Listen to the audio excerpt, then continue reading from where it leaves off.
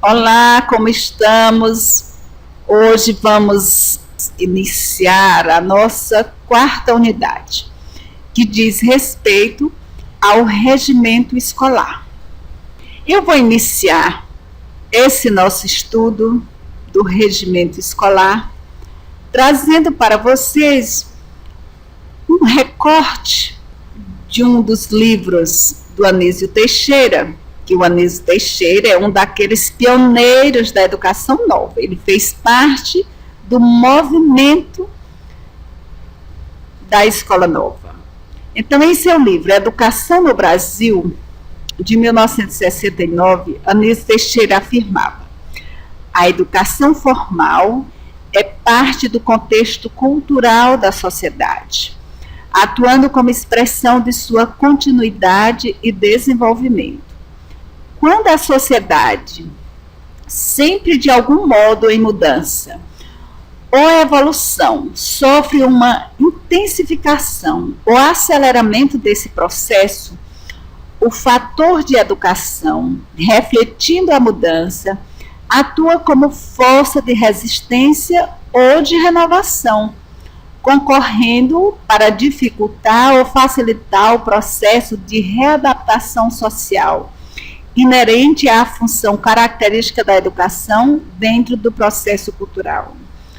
Ou seja, a educação é um mecanismo importantíssimo de mudança, mas ela também pode ter aquela característica de ser uma educação autoritária, que não facilita, que não tem a perspectiva de fazer a transformação. Mas nós aqui estamos com o pensamento voltado para a educação formal como uma educação democrática, como uma educação que liberta e que transforma. E qual é a finalidade do regimento escolar?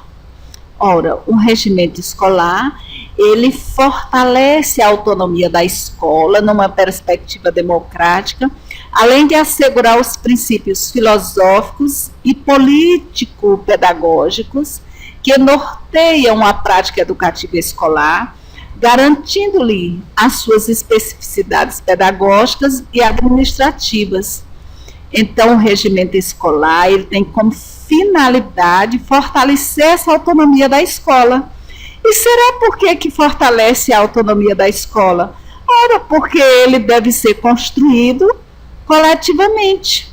E se ele é construído coletivamente, nós que fazemos parte da escola é quem vamos dizer como é que nós queremos toda a organização didático-pedagógica da nossa instituição. Então, vamos falar do documento, como é que esse regimento ele se estrutura, como é que nós devemos fazer para organizar, para estruturar o nosso regimento escolar. Então, vejam bem, o que é que deve conter neste documento? Primeiro, a identificação da instituição. Ora, como é o nome da minha instituição, se ela é estadual, municipal ou federal, né? Ou dizendo ao contrário, se ela é federal, estadual ou municipal, aonde ela está localizada, não é assim? O seu endereço, muito importante, não é? Ou seja, é toda a identificação da nossa instituição. Outro ponto importante, informações sobre a instituição que a mantém. Ora, vocês sabem que existe uma hierarquia institucional ou da estrutura educacional no nosso país. Então, se nós estamos na escola, tem alguma outra instituição da qual nós dependemos. Então, por exemplo, se eu estou numa escola municipal de um determinado município, essa escola se subordina aqui no Piauí. Vamos pensar, primeiro a Secretaria Municipal de Educação, né? Que a Secretaria Municipal de Educação recebe orientações também das secretarias estaduais de educação, e assim as secretarias do Ministério da Educação e do próprio Ministério. Então, as instituições que a mantêm, nós precisamos colocar a identificação. E nós vamos também colocar no nosso documento a apresentação de todos os fins, ou seja, das finalidades e objetivos da nossa instituição. O que faz a nossa instituição? Então, ela tem o fim de educar, de levar educação a toda a comunidade, de 7 a 14 anos, por exemplo, né? Ou se ela atende apenas ao ensino fundamental, ou somente ao ensino médio, ou somente à educação infantil. Vocês compreenderam? Num segundo momento, nós vamos fazer todo o detalhamento das estruturas administrativa e pedagógica, constando cada um dos cargos e suas atribuições. Como é a nossa escola? Qual é a estrutura dela? Por exemplo, eu estudei numa escola de nível fundamental, que naquele tempo era 1º grau, que tinha assim, apenas o diretor da escola, um secretário e o corpo docente. Era uma escola muito simples, com poucos trabalhadores em educação. Agora a escola já se estrutura administrativa e pedagogicamente de uma forma muito mais ampla, mais complexa. Então, quando eu iniciei o meu trabalho já como professora, a minha escola já tinha uma estrutura diferente. Então, já tinha diretor-geral, o vice-diretor, a secretaria com vários funcionários, a supervisão escolar, a orientação escolar e até psicólogo. Então, a estrutura administrativa e pedagógica hoje das escolas, em sua maioria, não são estruturas tão simples. E aí, olha, nós precisamos detalhar toda essa estrutura administrativa e pedagógica. E se no nosso regimento a gente perceber que a nossa escola ainda tem uma estrutura muito acanhada, muito pequena, o que é que nós vamos fazer?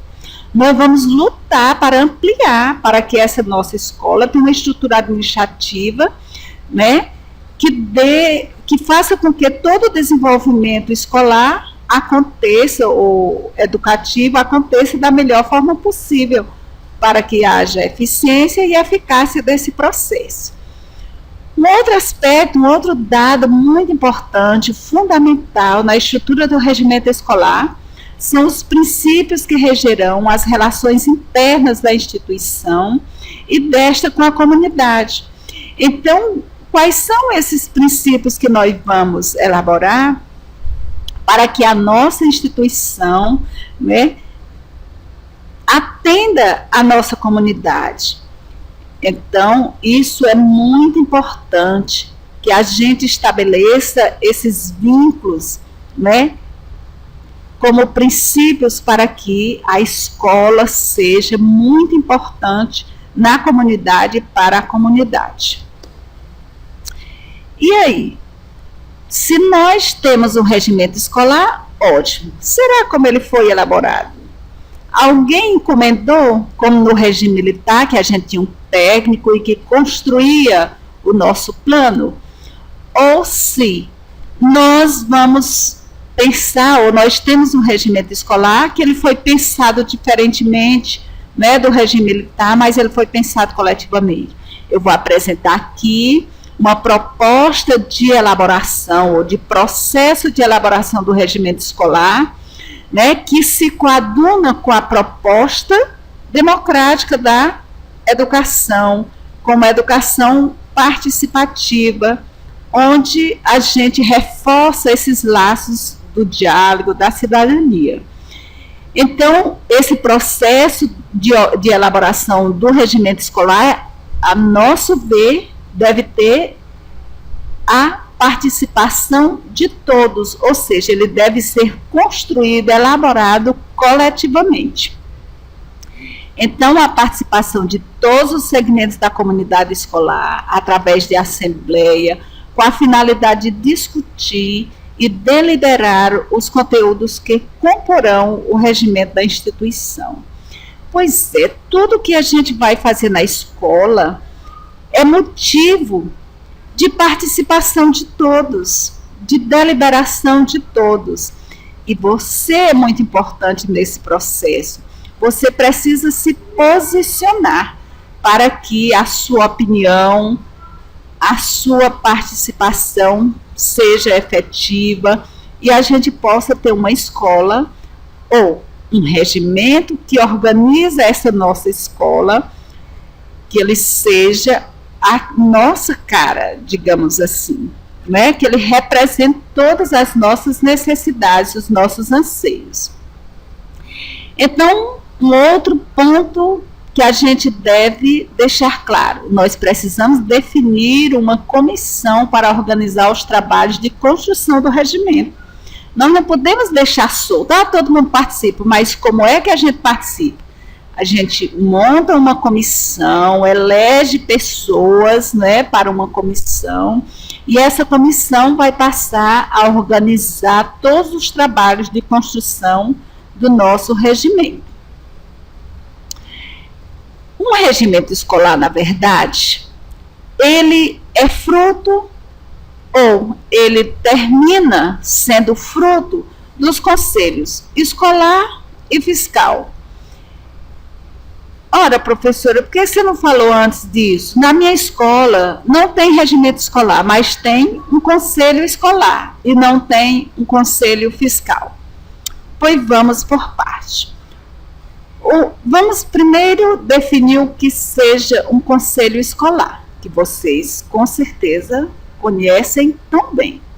O conselho escolar é composto de representantes de todos os segmentos da comunidade escolar, devendo ser composto pelo voto direto. Por quê? Porque nós estamos falando aqui de uma proposta baseada na democracia, onde todos têm direito à participação.